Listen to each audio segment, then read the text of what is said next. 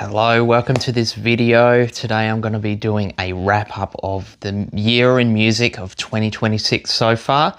And what I'm going to be doing is not chronological, but I'm going to go by genre.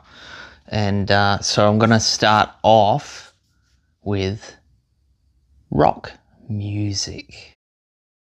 All right, so rock has been pretty good this year. So far, I'm going to give a shout out to Jack White. He's just recently come out with his album Frozen Charlotte.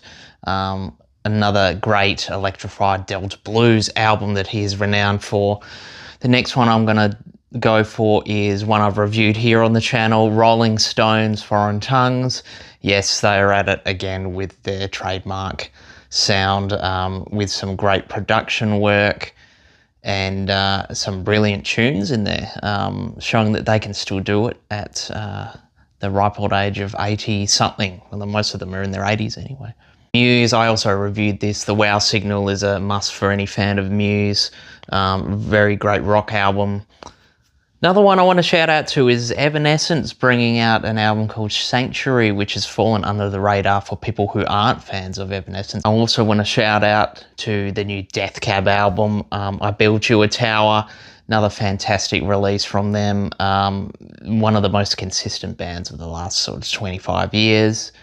And then finally, Jack Antonoff's pet project, Springsteen worship band, Bleachers, with Everyone for 10 Minutes, another great rollicking rock time there. All right, let's getting onto the pop. So pop music has been great this year. I want to shout out to Kim Petras' Detour album, another fantastic effort from her. I also want to shout out to Mana's album, Dancing on the Wall. Olivia Rodrigo has had another fantastic release and is going from strength to strength. Perhaps the best pop album of this year is Slater's Worst Girl in America. Definitely worth its own review, and which I've slept on that, but that is something that I do want to do on the channel. We also have the Ray project, This Music May Contain Hope, which is another fantastic sort of Baroque pop album with meshings of different genres in there. Fantastic release there. Robin has come back after a little bit of a sabbatical there with Sexistential. Absolutely brilliant album. It will be probably on the year's list at the end, I think. And another one that will probably be up there in the top is, of course, Charli XCX's Music Fashion Film, which is a fantastic follow-up to the Subliminal Brat. And there is a lot of stuff that's come out. First of all, this has just recently come out and it will be getting its own review. It is the debut album from UK act Man Woman Chainsaw. It is absolutely a brilliant album, and I think it's highly recommended, but it is getting its own review, so I won't talk about it much here. The new Yard Act, You're Gonna Need a Little Music. Absolutely fantastic album. Just continuing on with their acerbic, socio-political commentary with the post-punk sound is absolutely brilliant. It just keeps going from strength to strength. And I'm going to add in here my new band, Believe, and that's another spin-off from the Black Midi Band, and absolutely brilliant if you want some of the current wave UK post-punk sort of sound. It's really doing a lot for me this year. All right, rap and hip hop in 2026 is alive and well, and one of my favourites from this year has been J. Cole's The Fall Off, another fantastic album from J. Cole, who continues to go from strength to strength here. Of course, we also have Kneecap's Fenian, which is absolutely brilliant. Another just stellar gut-punching release here. They're just pushing all the buttons at the moment. Also, Vince Staples' Crybaby, I've listened to a lot this year. It is coming back into the rotation quite a bit. Joey Valence and Bray's Hyper Youth After Party, absolutely brilliant. And I want to shout out to one that's getting a lot of attention on Rate Your Music, and it was because of Rate Your Music that I listened to this, and this was Navy Blues Surrender. What a fantastic album. I definitely recommend any hip-hop fans to check that out if you haven't already. It is been widely talked about, but it is quite a good album. On to some country here. You'll find no contemporary mainstream country on this channel because there really isn't a lot that I can get into or get behind, a la Luke Combs and all that sort of stuff. But there is stuff that I've liked this year that I'll go through. For the first one, I'm going to go with Zach Bryan's With Heaven on Top.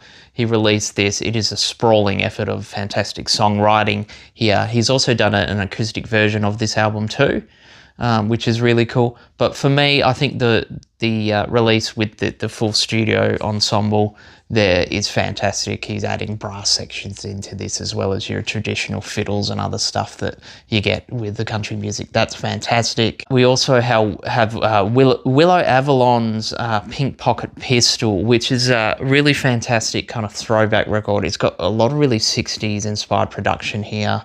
A lot of really cool reverb there in the tracks. It's really, really good. And I want to shout out to everyone's favourite drummer, Ringo Starr, with his latest country release, Long, Long Road.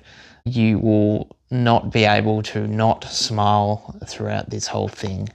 It's absolutely fantastic, and you should be giving that a listen if you're a country fan. Ahmed's Play Monk. This is a fantastic album. This is really for the diehards, this one, I think. Not only are they encapsulating the spirit of the Thelonious Monk music, but they're also interpolating their own sound into it. And there are some long compositions on here.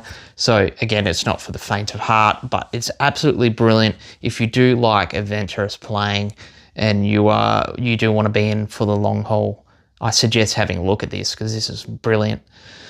Flea has put out a jazz album called Honora, and it's really, really beautiful album. I highly suggest you give it a listen, and it is obviously miles apart from anything that is Chili Peppers related, so you don't go in thinking that there's any kind of funk or anything like that in there. There is some of that sensibility in that because in the end there is still Flea's playing, but it is a jazz out and out record.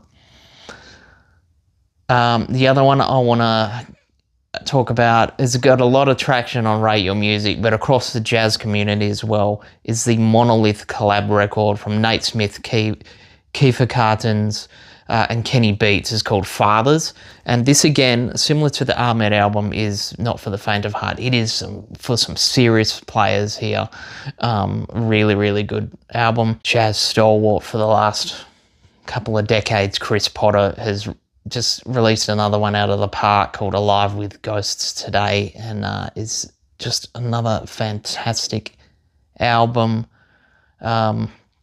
He is just one of the most consistent artists out there in this field. I'm going to say this wrong, but it's Nicolas Liatros' Action Now. That album is fantastic, and it's very abstract. It's a really special listen and quite intense, but it does have some parts that are accessible, some little parts. All right, and lastly, there's two I've reviewed here already on the channel, and these are two fantastic releases. There's Elsa Nielsen's Liminal, which I've talked about, which is such a great record, some great interplay there. And then Alden Helmuth's Tether, which is another fantastic release, which will end up probably the year's end list as well. Finally, a bonus round of EDM / out there / I don't know what to put it into, but you can go from Boards of Canada, Inferno. Fantastic release here. The latest from Irreversible Entanglements, which probably could go into probably jazz or conscious hip hop. But that's another one that gets a big shout out there. You've obviously got the Underscores. Underscores is brilliant. That's just a great out there IDM, EDM, whatever you want to call it. I can't really put my finger on it, but that's a fantastic album as well. I've missed probably a lot, but these are the ones that have summed up 2026 so far in the midway point of this year. So let us know what you think. Any that I've missed that I need to have a listen to, because I haven't listened to everything. I can't listen to everything. And what do you think of these releases if you are aware of them? If you're not, have a listen to some of them. They're great. If they're within your chosen genre, or they're not, or there's something outside of that, have a listen, because this is the best so far of 2026. Thank you very much. Subscribe if you want to subscribe. If you don't want to, that's fine as well. I do this in my spare time. Thanks again, and I will see you in the next one.